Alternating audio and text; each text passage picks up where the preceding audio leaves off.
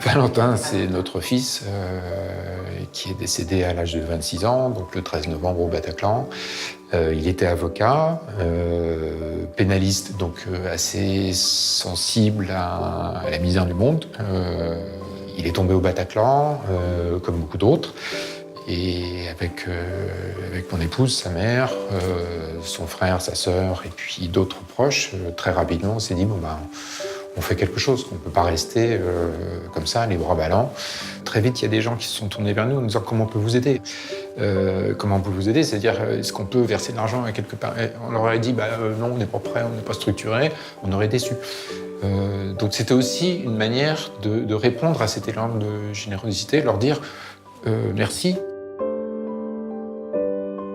C'est une fondation qui va porter les valeurs de Valentin pour se tourner vers les autres et pour œuvrer dans le sens de ce qu'il aurait pu imaginer. Favoriser l'accès à l'enseignement, lutter contre l'illettrisme, en se disant plus les gens ont accès à la culture et à la formation, mieux ils se comprennent et mieux ils communiquent, et puis moins il y aura peut-être de conflits.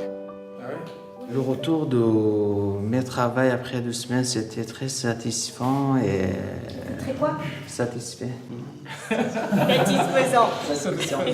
C'est parti très vite, grâce au soutien de la Fondation de France, qui ont été très accueillants, réceptifs et compréhensifs et accompagnants. Fondation de France, c'est vraiment plus que de l'expérience, c'est une expertise.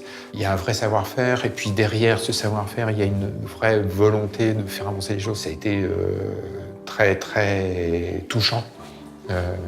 C'est plus que de l'empathie, c'est l'idée de vouloir nous aider. Et ça a tout de suite été ça, c'est comment on peut vous aider. Venant de la Fondation de France, c'est pas forcément l'image qu'on peut en avoir, mais on arrive comme ça, un beau jour, quelques jours après les attentats, en disant voilà, on a une idée, et la réponse c'est comment on peut faire pour vous aider. Ça, c'est juste inoubliable.